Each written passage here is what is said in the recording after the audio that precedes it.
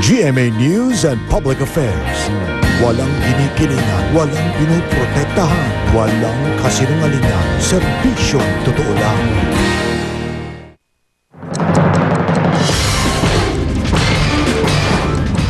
Sa gitna ng pagbiyahe ngayong Semana Santa, pampasaherong bus na nag-overtake umano, bumangga sa kasalubong na truck sa Batangas.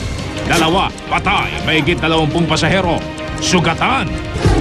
Ilang eksena sa mga terminal, mga pasaway na bus at mga pasahero, naging dahilan ng aberya.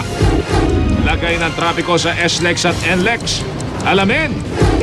Tungkol kay Gilbert Chodoro, 2 pang matataas na opisyal na lakas ng PCMD nag-resign. Partido ng administrasyon. Nagkakawatak-watak na nga ba?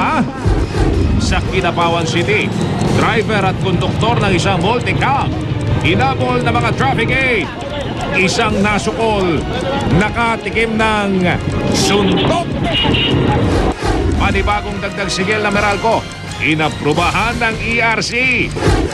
Sa Amerika, 2 babae lumampitin sa tumirik na carnival ride. Sa Pasig, 3 batang may kapansanan sa paningin. Gumraduate. Silipin ang behind the scenes ng pelikula ni Richard Gutierrez, Claudine Barreto at Ann Curtis. Richard at Ann, nagkailangan daw sa kissing scene? At partner. Mula sa GMA Network Center, narito si Mel Chanco, Mike Enriquez. Ito ang 24 Oras.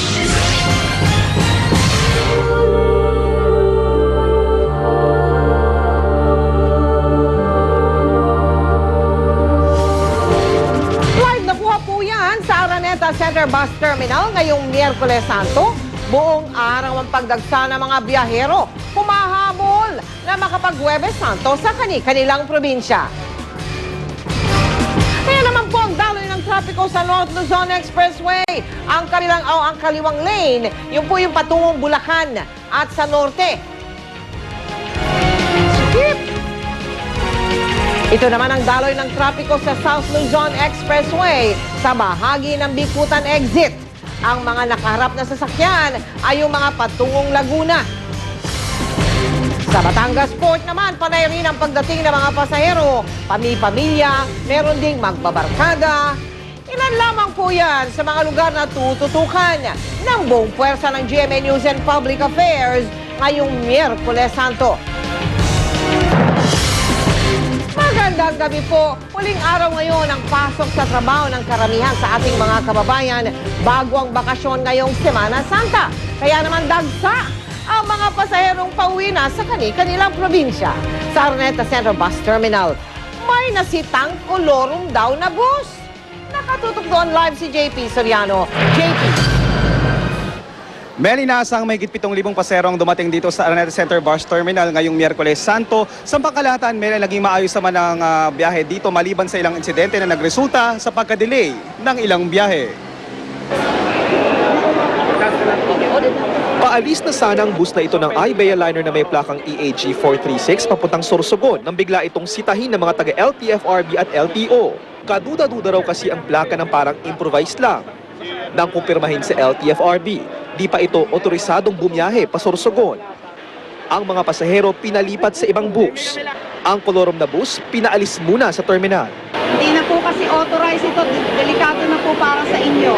Hindi na pa bibiyahin yan dahil kasi since kolorum lalabas yan, so ang unang-unang concern dyan is in case na magkaroon ng sakuna, kawawa yung mga pasahero nakasakay dahil wala silang paghahabulan.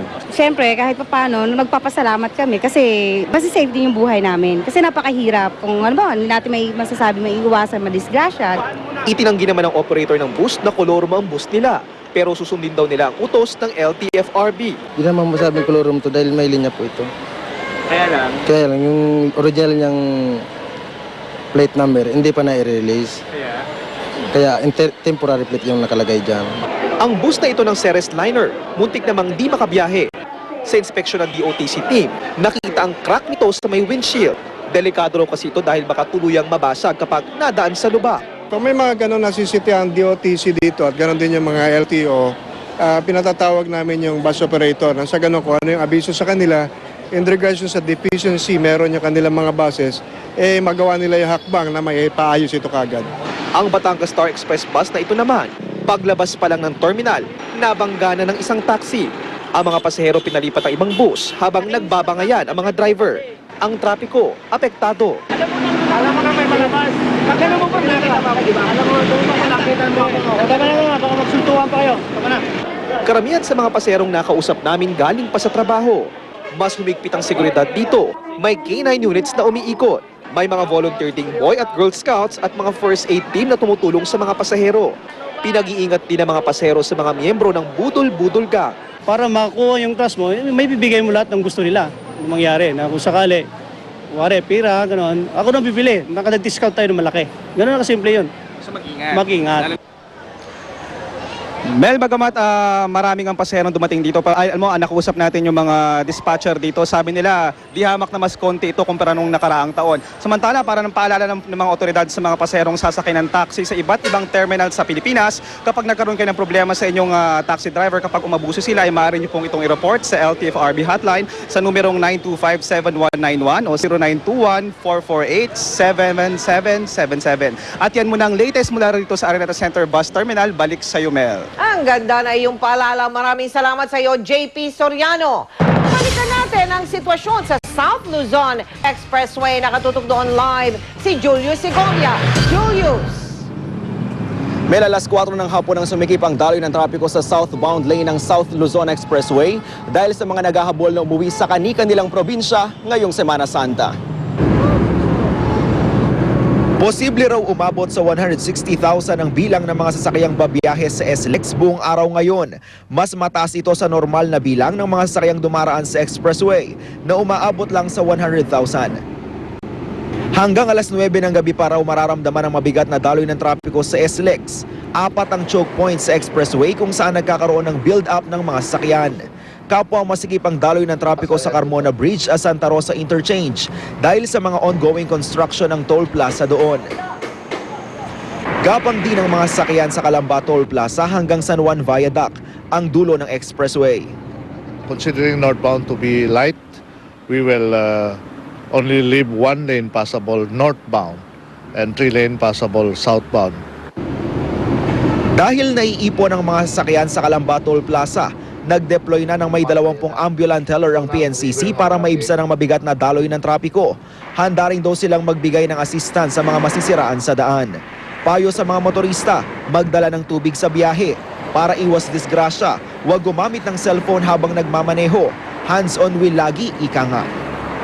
At dahil heavy traffic, payo ng PNCC, To stay cool, and not get carried away by the heavy traffic.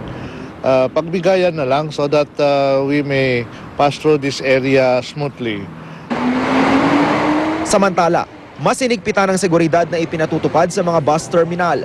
Sa Pasay kung saan may 23 bus terminal, iniisa-isa ng mga pulis at gwardya ang mga bagahe ng mga pasahero. Umaakyat din sila sa mga bus para paalalahanan ang mga biyahero. Verified up tayo sa security, lalo na sa pag-check ng mga bagahe at higit sa lahat. Minsan naakyat tayo sa mga bus at paliwanagan natin yung mga pasahero dahil nagkakaroon ng take advantage ito mga kriminal, lalo na ngayon sa araw na ito hanggang mamayang gabi. Mel, nananatiling mabigat ang daloy ng trapiko sa southbound lane ng SLEX. Sa mga oras na ito, inaasahan na magtatagal ito hanggang bukas ng tanghali dahil marami pa rin mga motorista ang maghahabol na makauwi sa kani-kanilang probinsya.